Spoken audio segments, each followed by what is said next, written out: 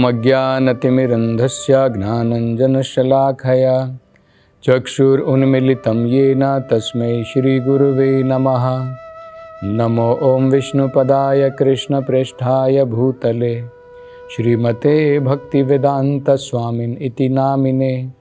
नमस्ते सरस्वती देवे गौरवाणी प्रचारिणे निर्विशेष शून्यवादी पाश्चात्यदेशतारिणे। जय श्री कृष्ण चैतन्य प्रभु नित्यानंद श्री अद्वैत गदाधर श्रीवासदि गौरभक्तवृंद। हरे कृष्णा कृष्ण कृष्णा हरे हरे, हरे राम राम राम हरे हरे। हरे कृष्णा। तो पिछली कथा में हम वर्णन कर रहे थे एक बड़ा महत्वपूर्ण श्लोक जो भागवतम में आता है। और ये किस प्रसंग में हम वर्णन कर रहे थे? नारद जी जो है एक और बड़ा सुंदर उदाहरण राजा प्रचिन बरही को दे रहे हैं, ताकि वो अपने अनेकों प्रकार के जो यत्न करने में लगा है, प्रयास करने में लगा है, भौतिक प्रयास, अनेकों प्रकार के यज्ञ कर रहा है जिसके द्वारा उसे भौतिक सुख शांति की प्राप्ति हो, लेकिन उसके कारण अनेकों प्रकार के पशुओं की बलि दी जा रही है। तो नारद जी चाहते थे कि इस प्रकार के घोर कार्य को छोड़ करके राजा प्रचिन बरही जो है भगवान की भक्ति में मन लगाए। तो उसके कारण उन्होंने दूसरा उदाहरण भी उन्हें दिया। उन्होंने कहा, हे राजा, ऐसे हिरण को ढूंढो जो बाग बगीचे में बिल्कुल मग्न है, वहाँ पर ठंडी हवा चल रही है और फूल बड़े खुशबूदार हैं और भंवरों की आवाज़ आ रही है, अपनी पत्नी के साथ में, हिरणी के साथ में घास खाने में मग्न है, लेकिन सामने एक बाघ बैठा है और पीछे एक शिकारी है। वो दोनों को नहीं देख पा रहा है। तो हम ये समझने का प्रयास कर रहे थे कि इसी प्रकार से हमारा जीवन भी बीता जा रहा है। किस क्षण हमें मृत्यु आ जाए हमें भी पता नहीं है। तो जब इससे पहले कि हम मृत्यु को प्राप्त हों, भागवतम में बड़ा सुंदर श्लोक बताया है कि इससे पहले कि ये शरीर मृत्यु को प्राप्त हो, हमें क्या प्राप्त करना चाहिए, हमें किस प्रकार से इस मनुष्य जीवन का सदुपयोग करना चाहिए। तो ये बहुत महत्वपूर्ण श्लोक है, इसको समझने का प्रयास कीजिए। इसमें कहा है, लब्धवा सुदुर्लभम इदु बहु संभवान्ते मनुष्यम अर्थदम अनित्यम अपीह धीरः तूर्णम यतेत न पतेत अनुमृत्य यावन निःश्रेयसाय विषय खलु सर्वत्र स्यात्। तो इसमें क्या कहा गया है? लब्धवा सुदुर्लभम इदम बहु संभवान्ते मनुष्यम। ये जो मनुष्य जीवन हमें प्राप्त हुआ है, लब्धवा मतलब जो प्राप्त हुआ है, वो क्या जीवन है? सुदुर्लभम।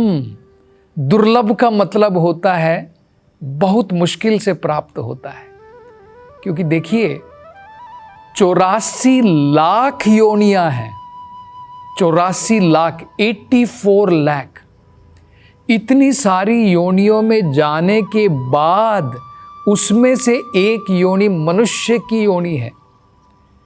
तो बहुत सारे जीवनों में समय बिताने के बाद में हमें मनुष्य का जीवन प्राप्त होता है। उसको दुर्लभ, सुदुर्लभ का मतलब बहुत मुश्किल, मुश्किल नहीं, बहुत मुश्किल से। तो बड़ी मुश्किल के बाद में हमें ये मनुष्य का शरीर प्राप्त हुआ है। इदम बहु संभवान्ते। संभवा का मतलब होता है जन्म, अंते का मतलब बहुत जन्मों के बाद में, बहु मतलब बहुत सारे। ये मनुष्य जीवन हमें बहुत सारे जन्मों के बाद प्राप्त हुआ है, ये भागवतम में बताया है। आगे देखिए क्या कहते हैं मनुष्य जीवन के बारे में। मनुष्यम अर्थदम, ये जो मनुष्य का जीवन है ये बहुत अर्थ वाला है, वैल्यूबल है, मूल्यवान है, इसका कुछ अर्थ है। तब हम बोलेंगे नहीं भाई, मनुष्य जीवन भी तो टेम्परेरी है, जानवर भी एक दिन प्राण छोड़ेगा, मनुष्य भी, हम लोग भी प्राण छोड़ेंगे, तो क्या वैल्यू है इसकी, मनुष्य जीवन की भी क्या वैल्यू है। तो भागवत में कहा है नहीं, ये भी अनित्य है लेकिन फिर भी बहुत अर्थ से भरा हुआ है। देखिए क्या कहा है, अर्थदम अनित्यम अपीह। अपी का मतलब कि ये जीवन भी अनित्य है, लेकिन फिर भी धीर व्यक्ति समझता है कि मनुष्य जीवन बहुत वैल्यूबल है, बहुत अर्थ है इसके अंदर में।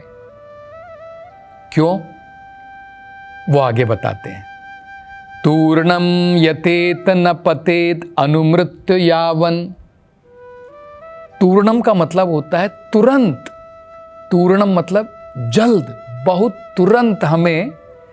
यतेत का मतलब है प्रयास करना चाहिए, हमें जल्दी से प्रयास करना चाहिए। तो बोलेंगे भाई हम तो बहुत सारे प्रयासों में लगे हैं, बिजनेस कैसे बढ़ाना, किस प्रकार से इस भौतिक सभ्यता को आगे बढ़ाना, अनेकों प्रकार के प्रयास में लगे हुए हैं। तो भागवत में कहा है उस प्रकार का प्रयास नहीं, रोटी कपड़ा मकान का प्रयास नहीं, वो प्रयास तो जानवर भी करता है। कहाँ मुझे रोटी मिलेगी, कहाँ पर जाकर के सोऊंगा, कहाँ पर शारीरिक सुख मिलेगा, वो प्रयास तो जानवर भी करता है। तो क्या कहा है, तूर्णम यतेता। तूर्णम मतलब तुरंत, यतेता मतलब प्रयास करो, तुरंत हमें प्रयास करना चाहिए। न पतेत अनुमृत्यु यावन, इससे पहले कि ये शरीर मृत्यु को प्राप्त हो जाए, इससे पहले कि शरीर मृत्यु को प्राप्त हो जाए, तुरंत प्रयास करो। कौन सा प्रयास करो, निःश्रेषाय, अपने जीवन का अल्टीमेट गोल, हमारे जीवन का जो अंतिम लक्ष्य है उसको प्राप्त करने का, भगवत प्राप्ति का, इस भौतिक संसार से बाहर निकलने का, उस प्रकार का प्रयास करना चाहिए। विषय खलु सर्वत्र स्यात्, विषयों के लिए नहीं, भोग विषयों के लिए नहीं, क्योंकि वो तो सर्वत्र स्यात्, वो तो सब योनियों में प्राप्त होते हैं। मनुष्य योनि में मात्र हम निःश्रेषाय, अपने अंतिम लक्ष्य की प्राप्ति कर सकते हैं, बाकी योनियों में विषय की प्राप्ति होती है। तो ये बड़ा महत्वपूर्ण अर्थ जो है हमें समझना है मनुष्य जीवन के बारे में। इसलिए नारद जी जो है इतना प्रयास कर रहे हैं राजा प्रचिन बरही को अपनी जो उनकी समझ है भौतिक संसार को भोगने की, उससे बाहर निकलने के लिए। आगे अब 3 बड़ी महत्वपूर्ण बातें बताते हैं। कहते हैं नारद जी, हे राजा, सबसे पहले तुम इस विषयों के प्रयास को, कर्म कांड के द्वारा जो तुम भौतिक उन्नति करना चाहते हो, इसको छोड़ दो। ये एक प्रकार का जहर है, अमृत के रूप में दिखाई दे रहा है लेकिन जहर है, क्योंकि इसमें हमारा समय बर्बाद होगा, मनुष्य जीवन चला जाएगा। तो इसको छोड़ दो। दूसरा वो कहते हैं कि जो मैंने तुम्हें उदाहरण दिया उसके ऊपर गौर करो कि तुम्हारी परिस्थिति भी उस हिरण के बराबर है। इसलिए इस ग्रह अंधकूपम से, इस पारिवारिक सुख से बाहर निकलो, इसको छोड़ दो। इस पारिवारिक सुख को छोड़ दो, तुम्हारा समय हो चुका है। पारिवारिक सुख में तुमने अपना समय काफी बिता लिया है। सारी जिंदगी क्यों अपने परिवार में पड़े रहना चाहते हो? तुम्हारी जिम्मेदारी पूरी हो गई है, तो इसको छोड़ दो और हंस शरणम, जो महान संत गण हैं, जो भगवान के शुद्ध भक्त हैं, जो प्रमाणिक गुरु हैं, उनकी शरण ग्रहण करो, उनकी शरण ग्रहण करो। तो ये 3 बड़ी महत्वपूर्ण बातें जो हैं नारद जी बताते हैं। तो इस विषय में प्रहलाद महाराज एक बड़ा सुंदर श्लोक बोलते हैं, वो भी बड़ा समझने लायक है। उसमें में कहते हैं ये क्वेश्चन जो है, प्रश्न हिरण्यकशिपु ने अपने बेटे प्रहलाद से पूछा था। उन्होंने अपने बेटे प्रहलाद को षंडा और अमरका, जो उनके आचार्य थे, उनके पास भेजा था आसुरिक शिक्षा ग्रहण करने के लिए। आसुरिक शिक्षा का मतलब क्या होता है? किस प्रकार से इकोनॉमिक डेवलपमेंट, किस प्रकार से अर्थ शास्त्र समझें ताकि हम भौतिक प्रगति कर सकें।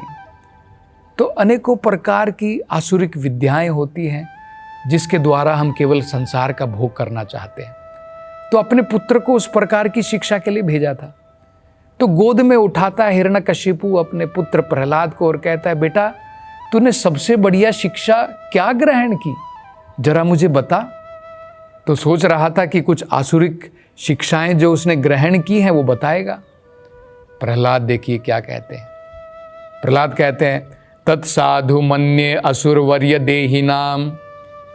तत्साधु मन्ये, मेरे अनुसार, मन्ये मतलब मेरे अनुसार, साधु मतलब सबसे बढ़िया, मेरे अनुसार सबसे बढ़िया विद्या क्या है वो कहते हैं। वो कह रहे हैं, सदा समुद्विग्न धियाम असत ग्रहात। मेरी ये समझ में आया है, सबसे बढ़िया महत्वपूर्ण चीज़ जो मेरी समझ में आई है वो क्या है? समुद्विग्न धियाम असत ग्रहात। इस संसार में लोग हमेशा चिंता मग्न हैं। सदा समुद्विग्न धियाम, उनकी धिया, उनकी बुद्धि हमेशा चिंता में डूबी हुई है। समुद्विग्न का मतलब होता है चिंताओं से भरा हुआ है मन, भय से भरा हुआ है। क्यों भरा है? असत ग्रहात, उसने असत को सत मान लिया है। ये शरीर असत है, इसको सब कुछ मान करके बैठा है। इसके कारण मनुष्य चिंता से भरा है। ये फॉर्मूला है, देख लीजिए, समझ लीजिए। व्यक्ति चिंता से क्यों भरा है? क्योंकि असत को सत मान लिया है। जब तक आप ये समझ में रहेंगे कि ये शरीर मैं हूं, तब तक आप चिंता से भरे रहेंगे। जब आपकी ये समझ में आ जाएगा कि भाई शरीर से मेरा कोई लेना देना नहीं है, मैं तो इसके अंदर में हूं, आत्मा। जब हमारी ये समझ में आ जाएगा कि भाई शरीर तो एक दिन जाने वाला है, इसका जन्म होता है, इसकी मृत्यु होती है, आत्मा तो अमर है, तब हमारी सारी चिंताएं दूर हो जाएंगी। तो कह रहे हैं सदा समुद्विग्न धियाम असत ग्रहात। तो उसके लिए फिर वो क्या सॉल्यूशन दे रहे हैं, क्या करना चाहिए, इस चिंताओं से बाहर निकलने के लिए क्या करूं, हम सोचेंगे। तो प्रहलाद जी दे रहे हैं, कह रहे हैं, हित्वात्मपातम ग्रहम अंधकूपम वनम गतो यत हरिम आश्रयेता। वो कह रहे हैं हित्वा, हित्वा मतलब छोड़ दो। यहां पर नारद जी भी कह रहे हैं, नारद जी भी यही कह रहे हैं। राजा प्रचिन बरी को कह रहे हैं, इस प्रकार के कर्मों को छोड़ दो। क्यों इन प्रकार के कर्मों में लगे हुए हो? भौतिक विषयों से भरे हुए कर्मों में लगे हुए हो। हित्वा, उसको छोड़ दो। और उन्होंने क्या कहा? अपने पारिवारिक सुख में जो तुम लगे हुए हो उसको भी छोड़ दो। तो ये प्रहलाद भी कह रहे हैं, हित्वात्मा पातम ग्रहम अंधकूपम। ये जो तुम घर के पारिवारिक भौतिक सुखों में जो भरे हुए हो, ये क्या है? अंधकूपम, ये एक गहरा कुआं है। इसको गहरा कुआं क्यों कहा गया है? देखिए, गृहस्थ आश्रम अलग है, ग्रह मेधी का जीवन अलग होता है। गृहस्थ आश्रम वो भी संन्यास आश्रम, ब्रह्मचारी आश्रम के बराबर है, उससे तनिक भी कम नहीं है। जिस घर के जीवन में पति पत्नी और बच्चे मिलकर के भगवान की भक्ति में लगे हैं, आध्यात्मिक प्रगति में लगे हैं, वो भी आश्रम है, वो अंधकूपम नहीं है। लेकिन जहां पर व्यक्ति पारिवारिक सुख में मग्न है, उस हिरण की भांति जो सब भूल गया है, सामने बाघ खड़ा है, पीछे शिकारी खड़ा है, हमारी परिस्थिति उसी प्रकार की है। इस प्रकार के पारिवारिक सुख को त्याग देना चाहिए। ये नारद जी भी कह रहे हैं और ये प्रहलाद भी कहते हैं। तो प्रहलाद देखिए क्या कह रहे हैं, हित्वा आत्मपातम, ये जो घर का सुख है, आत्मपातम, आत्मा को मारने वाला है। मतलब इस प्रकार के घर में रहोगे जहां पर तुम सांसारिक पारिवारिक सुख में मग्न होकर के डूबे पड़े हो, तो आत्म साक्षात्कार नहीं कर पाओगे। ये आत्मा को मारने के बराबर है। इतना बढ़िया अवसर मनुष्य जीवन में मिला है, लेकिन तुम बिल्कुल जानवरों की भांति पारिवारिक सुख में मग्न होकर के पड़े हो। ये तो आत्मपातम है, आत्महत्या के बराबर है। तो कहते हैं इसलिए छोड़ दो। हित्वा ग्रहम अंधकूपम, ये अंधकूप के बराबर है। अंधकूप इसको क्यों कहा गया, ये भी बड़ा महत्वपूर्ण है। अगर आप गहरे गड्ढे में गिर जाते हैं, आप कितनी भी आवाज मारिए, कोई सुनेगा नहीं। और इतना गहरा है, कोई निकालना चाहे तो आप निकल नहीं पाएंगे। ये हमारी परिस्थिति है भौतिक संसार में। और वो कहते हैं हरिम आश्रयेता, भगवान हरि की शरण ले लो। तो ये भी बताया, यहाँ पर नारद जी भी कह रहे हैं भगवान हरि का आश्रय कैसे ले लो। वो कहते हैं हंस शरणम, जो भगवान के परम हंस भक्त हैं उनकी शरण लेकर के। परम हंस का मतलब होता है जिनके जीवन में कोई भौतिकता नहीं है, पूर्ण रूप से वो भगवान की शरण में है। ऐसे महान भक्तों की हम शरण ग्रहण करेंगे, तब हम इन भौतिक झंझटों से छूट पाएंगे और भगवान की शरण ग्रहण कर पाएंगे। तो आगे अब नारद जी क्या बताएंगे, इसकी चर्चा हम अगली कथा में करेंगे। हरे कृष्णा।